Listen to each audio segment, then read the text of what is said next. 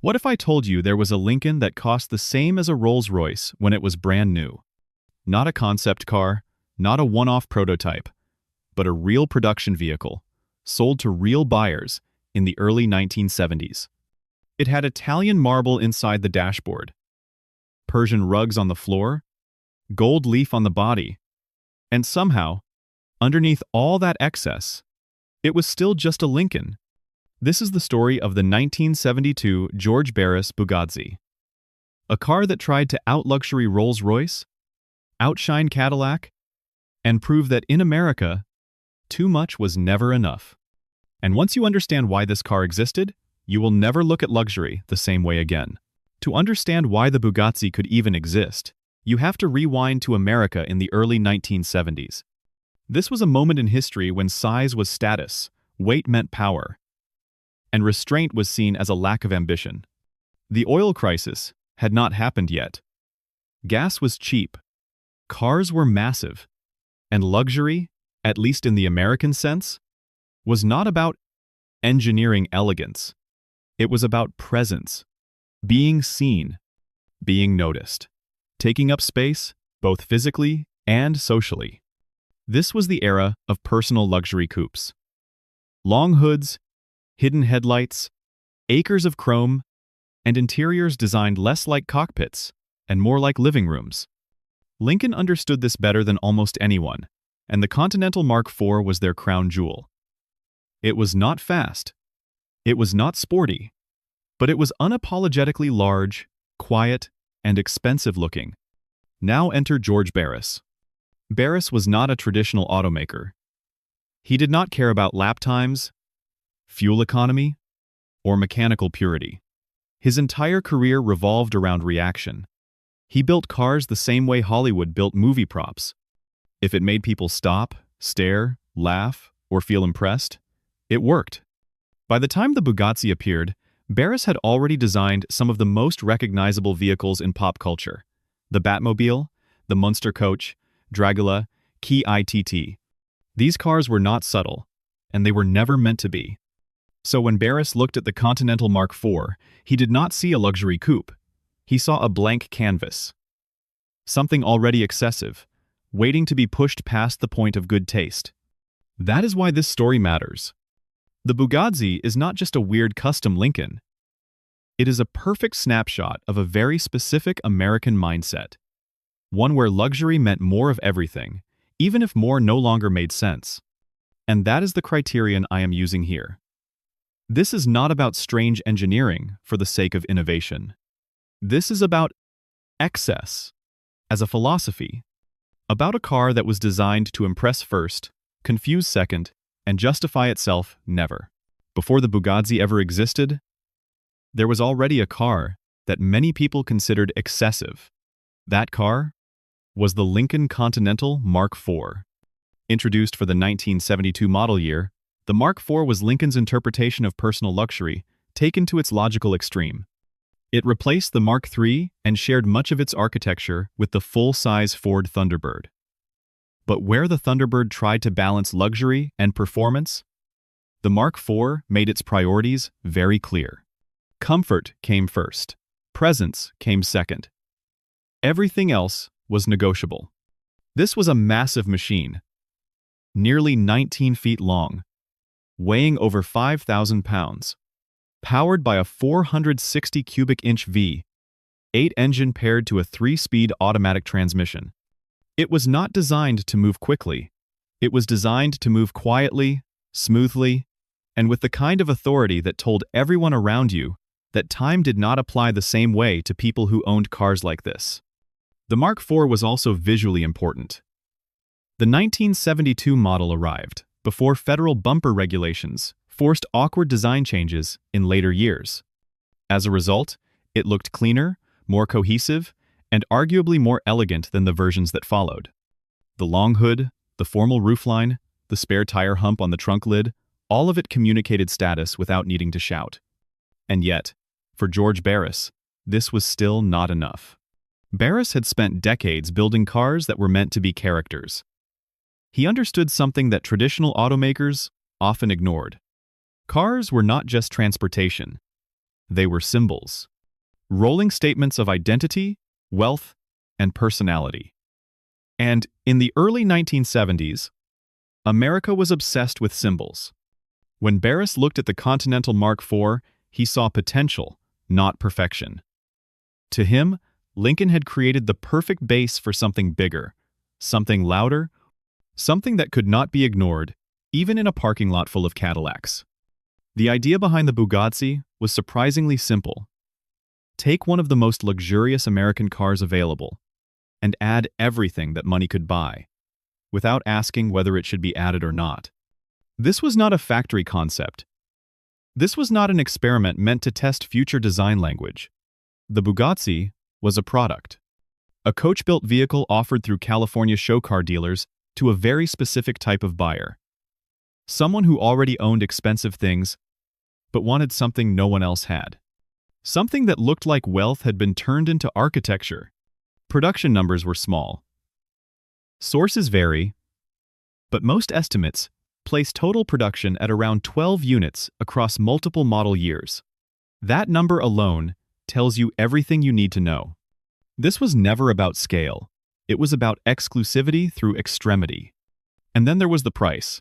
When new, a Bugazzi cost around $29,000. That may not sound shocking until you put it into context. A standard Lincoln Continental Mark IV cost less than $10,000. A Rolls-Royce Silver Shadow, considered one of the finest luxury cars in the world at the time, also cost around $29,000. In other words, the Bugazzi was asking Rolls-Royce money for a Lincoln-based car. Adjusted for inflation, that figure lands somewhere around $230,000 today. And yet, people bought them. Why? Because the Bugazzi was not trying to be better than Rolls-Royce. It was trying to be more. More visible, more dramatic, more theatrical. It was American luxury, taken to a point where subtlety was no longer part of the conversation. Barris did not hide the fact that the Bugazzi was built on a Lincoln. He leaned into it. The mechanical components remained largely unchanged. The same engine, the same transmission, the same basic driving experience. What changed was everything you could see, touch, and show off. In that sense, the Bugazzi was honest. It never pretended to be a precision machine. It was a statement, a rolling monument to a very specific idea of success. And that idea only made sense in the early 1970s. A moment before economic reality, regulation, and cultural backlash would make cars like this impossible. The Bugazzi was born at the exact right time. And because of that, it could only ever exist for a very brief moment. At first glance, the Bugazzi does not look subtle. And that is exactly the point. George Barris did not believe in quiet luxury. He believed in spectacle. If a car could be ignored, it had already failed. So the Bugazzi was designed to command attention before anyone even had time to process what they were looking at. The most obvious change was the bodywork. The Bugazzi stretched the already massive Continental Mark IV even further. Depending on the version, overall length pushed past 19 feet, making it longer than many modern full-size SUVs. The proportions were exaggerated on purpose. Long, flat surfaces, extended front fenders, a presence that felt more architectural than automotive. The front end was completely reimagined. Standalone headlights replaced the original integrated units, giving the car a vaguely European, almost ceremonial look. The grille was reshaped and oversized, framed by heavy chrome and crowned with one of the most memorable details of the entire car, a massive gold B hood ornament. That emblem was not subtle symbolism. It was a statement. Gold, wealth, power, excess. Everything the Bugazzi wanted to represent, cast into a single object at the very front of the car. Then there was the finish.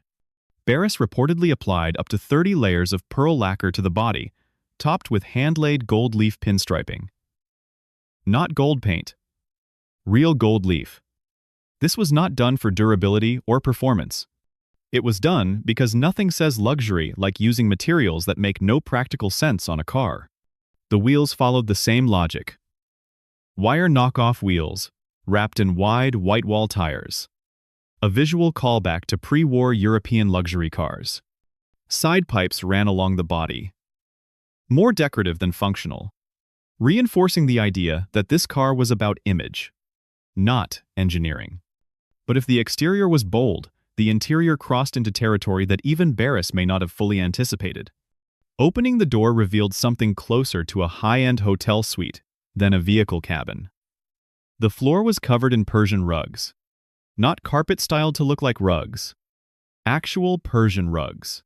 Thick, patterned, and expensive.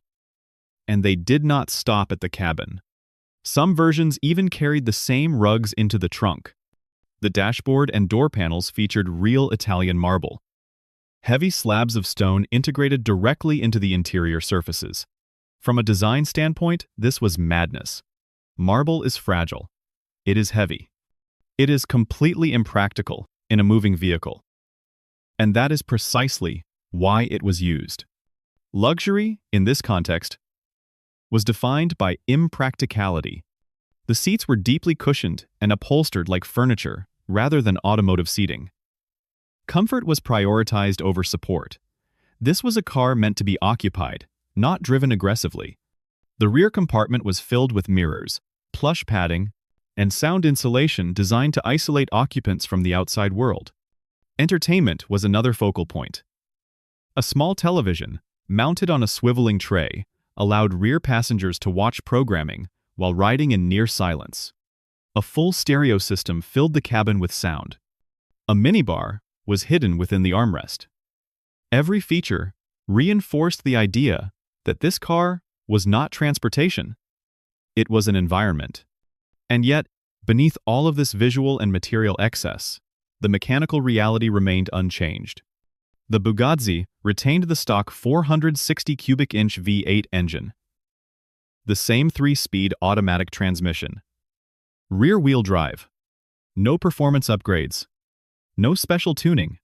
The added weight from marble, soundproofing, and luxury materials likely pushed curb weight well beyond 6,000 pounds. Driving the Bugazzi was described as an exercise in isolation. The steering was extremely light. Road feedback was nearly non-existent. At highway speeds, the car floated rather than moved. You were never in a hurry, and the car made sure you knew that. Visibility, however, was terrible. Thick pillars, small side mirrors, rear windows often obscured by vinyl or trim. Parking a Bugazzi was not a task. It was a negotiation with physics. And yet, none of this mattered. Because the Bugazzi was never about driving. It was about arrival. Selling the Bugazzi was never about convincing people it was the best luxury car in the world. That argument would have fallen apart instantly. Instead, the strategy was far simpler and far more American. The Bugazzi was sold as a spectacle. It was marketed through California show car dealers, not traditional Lincoln showrooms. This immediately framed it as something different. Not a product for comparison shopping, but a statement piece. You were not supposed to cross-shop a Bugazzi with a Mercedes or a Cadillac. You either wanted it, or you didn't understand it. The target customer was not an enthusiast.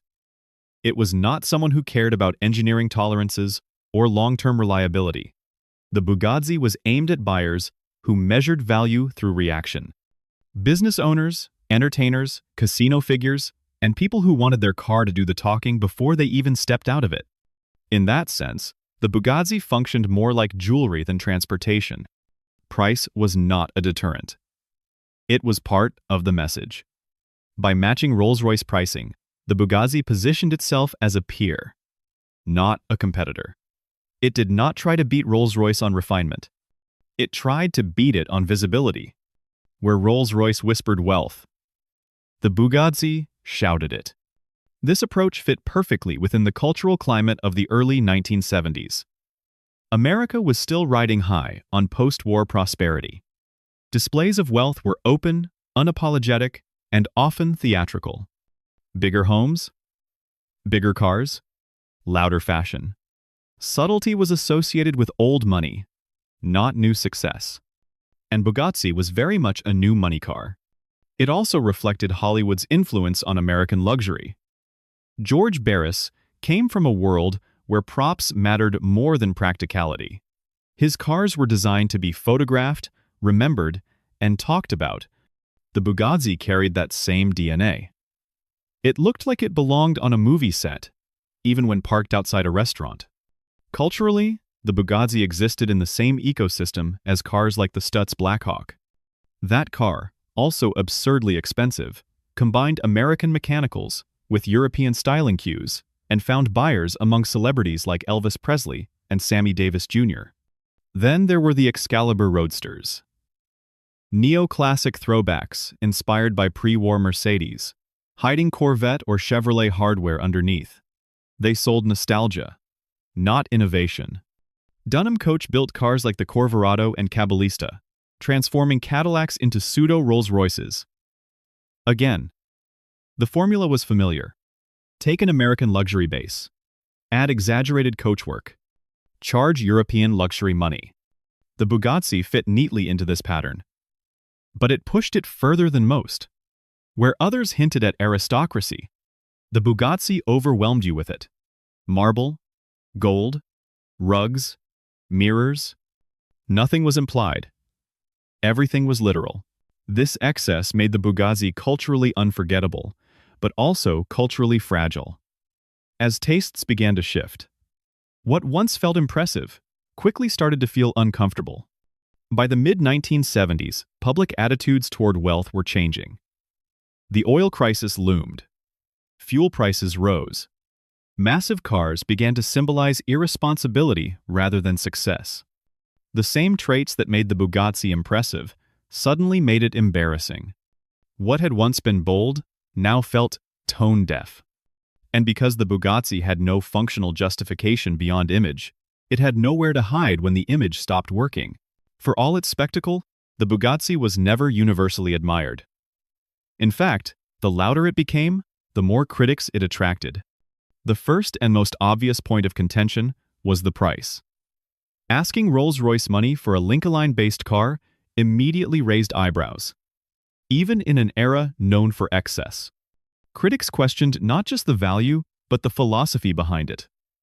Why pay European ultra-luxury prices for a car that, mechanically, was still very much American and very ordinary?